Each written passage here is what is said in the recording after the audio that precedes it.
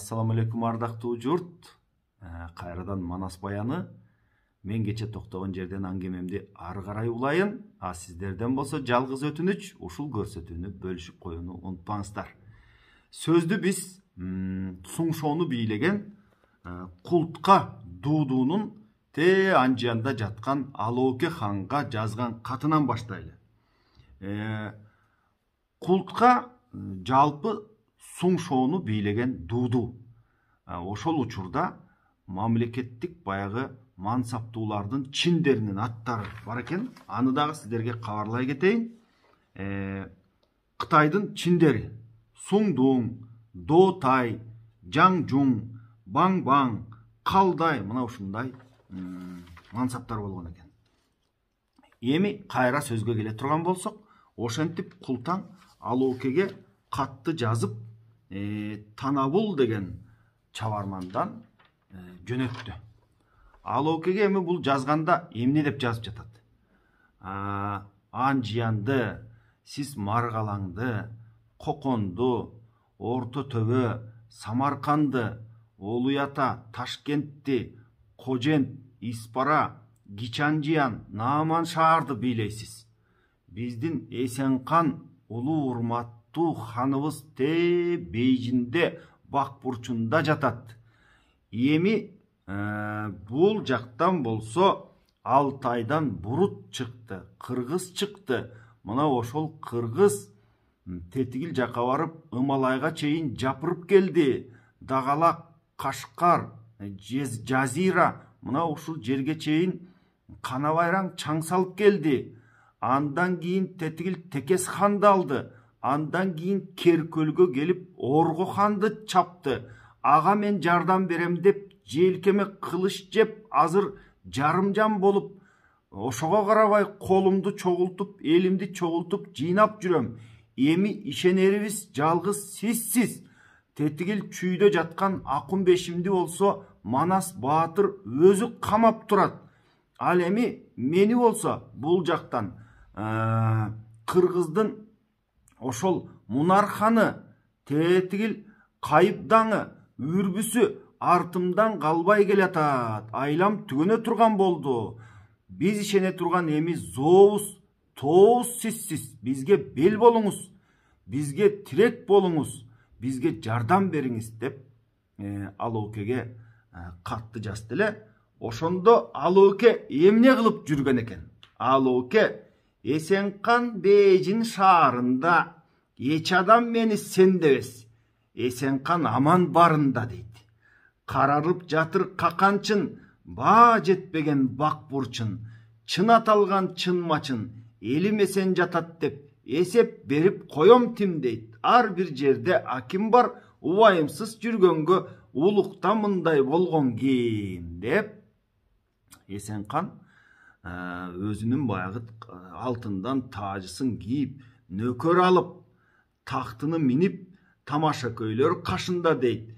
Баягы өнөрпоздорду, чоорчусун, кыякчысын, бүт ырчысынын баардыгын алып алып, чоң пашадай болуп, ошол Анжыянда хан тактысында отурду дейт. Ал бул катты баягы чабарман алып барып бергенден кийин ушундай жаалы келди. Мунун баягы Кытайда Эсенканы турса, булар дегеле Анжыян эмес, жалпы Нааман, бул жагынан Тетигил Оролго чейин, бул жагынан Аралга чейин ушинтип бүт эбегейсиз жерди ээлеп жатса, буларга кылыч көтөрүп ким келмегиле? Булардын түү деген түкүрүгү жерге түшпөй эңилип кетип жаткан учуру. Мына ошондой болгон өзүн Эсенкандан кийинки эле падыша сезип турган Алооке абдан жаалы келип, жини келип, ордосунун баарын чогултуп, бул кандай буруттан чыккан Манас деген басат деген эмне? Биздин жерге, биздин элге бирөө согуш ачат деген эмне деп Алооке Анжыянда туруп, баягы букарда сунуп, букарда жатып бут сунат деген сөз бар эмеспи? Анжыянда туруп Култаңдын баягы жөнөтүп жиберген Танабул чабарманынан катты алып, Ардалык деген кол башчысын чакырды дейт. Ардалык доота экен. Ага 200 000 аскер камдап берип, колун абдан мыкты кылып даярдап берип, 30 пилге аскердин азыгын артып, Шүмшөк деген аярды кошуп берип, тетигил Анжияндан Суңшоону көздөй атказды дейт. Эми Ардалык ким? Ардалык бул ошол жерде ордодогу мансаптуулардын бири. Бул дагы көпкөн экен дейт. Аягы 200 000 колду баштап алып, эми бурут тетигил Алтайда жаткан көп болсо 60-70 үйлүү жүдөгөн таланган тонолгон бир бурут келсе келгендир, аларды азыр эле барып чаап келе коем деп кыргызды оюн көрүп чыкты дейт. Ал эми жанындагы Шүмшөк деген аярлыгы бар экен, бир күндө, 2 күндө боло турган жумушту азыр билип койчу жайы бар экен дейт. Ал шаштырып жатып, ошентип Суңшоого булар эрте келди дейт. Суңшоого келгенде эмне? Баягы Ардалык Суңшоого келгенде Суңшоону жердеген, Суңшоону бийлеген, анан эң негизгиси Манастын колу менен согушка кирип көрүп калган баягы Култка менен кабарлашып койбой. Ага бир жигит чаптырып, ат чаптырып, бир байланышып койбостон, эми Култка менен эмнени кеңешпек элем деп, бир жок дегенде 5-6 ооз сөз сүйлөшүп койбостон, аскерин айдап жүрүп олтурду дейт. Анан Сары Түз деген жерде Кайыптаңдын 200 000 колуна жолукту дейт. Эми дагы айтып кетчү нерсе, бул Ардалык ал эми Анжиянда алуу экенин колу, булар канча жылдардан бери эч ким менен согушпай, согуш өнөрлөрүн унута баштаган.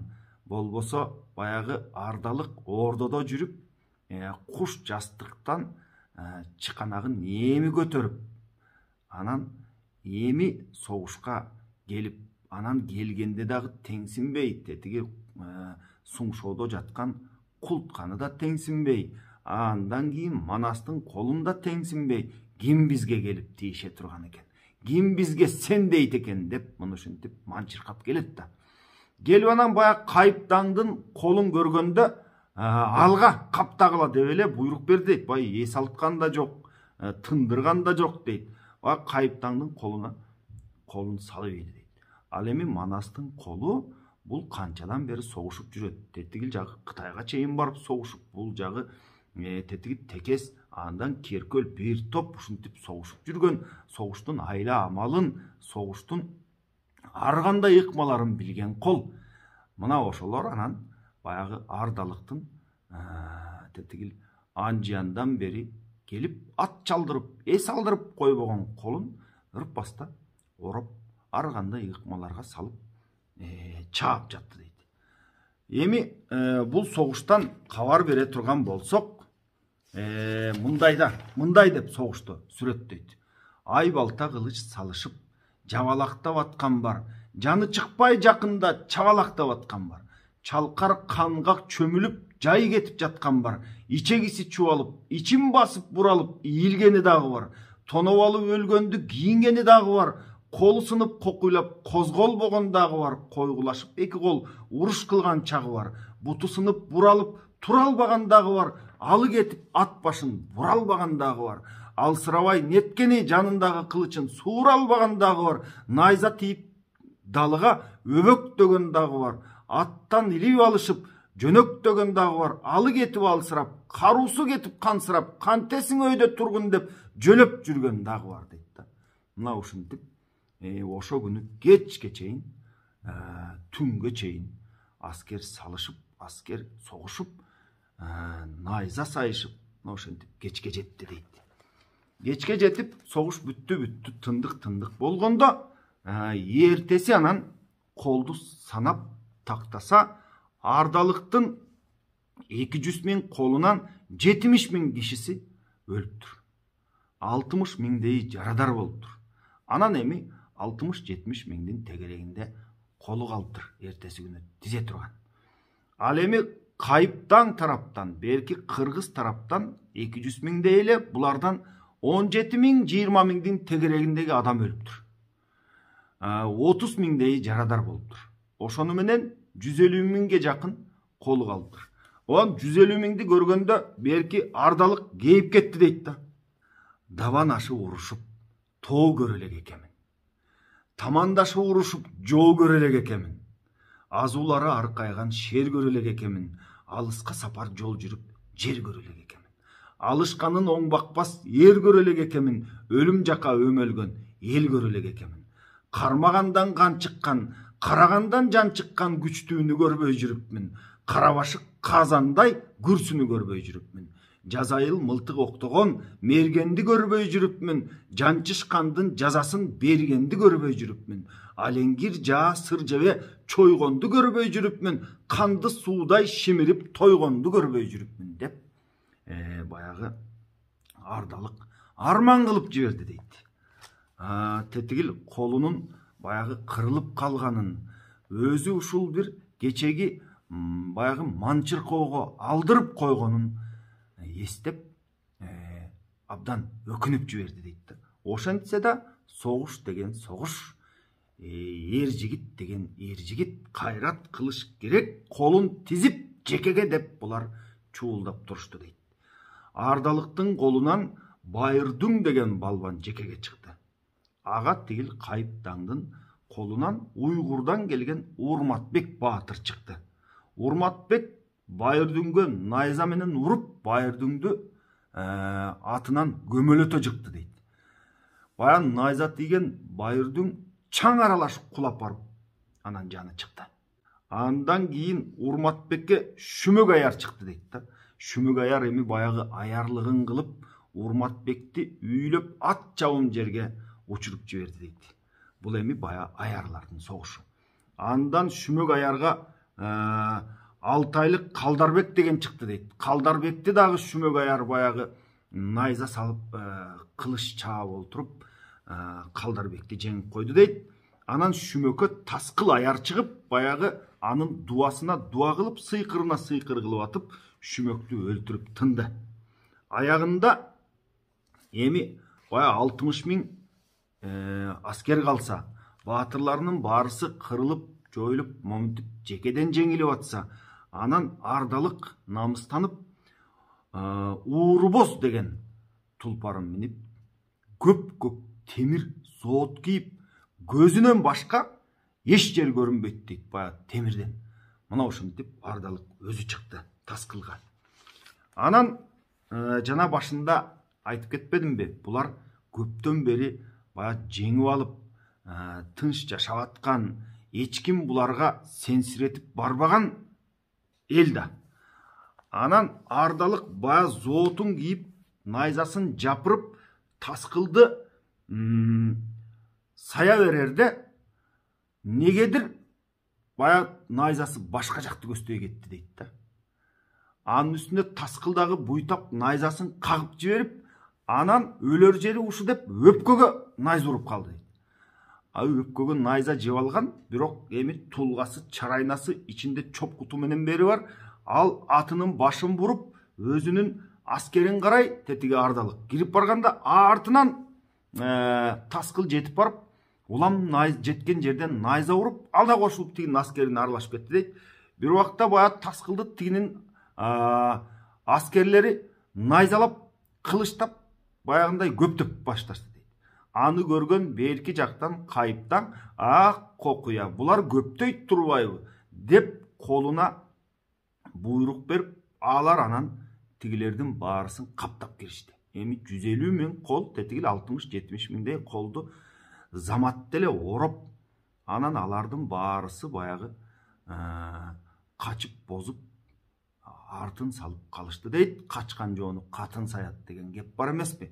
Артынан анан жеткен жерден айбалта чабышып, найза сайышып, кылыч менен бирөөсүнүн башын шыпыра чабышып, мына ушинтип буларды кубалап, кыргыз тетигилерди анжыян көздөй сүрүп, анжыян көздөй качырышты дейт. Ошол качып бараткан бели чатты деген жер экен мурда. Анан баягы коркуп качты, чычты деп отурушуп, анан чычты бел аталып кетти дейт Сагынбай атабыз. Эми мына ошол жерде баягы Ардалыктын колунун эми 60-70 миң калды эле, ошентип качып баягынтип олтуруп 15 миңи араң тетиги Алооке көздөй кетти дейт. Калганы жолдо ушул кырылып калганын тиги согушта берки Кайыптаңдын колу кууп жеткен жерде өлтүрүп, атын тартып алып, мына ошентип айдап жөнөдү дейт да. 15 миңи араң Алооке көздөй качып жөнөштү дейт. Эми алар ал жерде тура турушсун, ал эми биз берки Алоокеден кол келет, жардам келет деп күтүп жаткан Култкадан кабар алалы. Култка өзүнүн калдайларын чакырды. Калдайларын чакырса, алардын жарымысы жок. Жаңжуңдарын чакырса, алардан бир тобу жок. Бая балбандары жок дейт, бир тобу. Дорголорун чакырса, алардын 90-у жок дейт. Тыйтайларын чакырды дейт, алардан дагы жарымы жок. Кыйындарынын баарысын чакырып, ошентип колун топтоп, улам качып келип аткан аскерлердин баарысын топтоп мынтип турса, бир Жасалаң деген жайсаң келди дейт.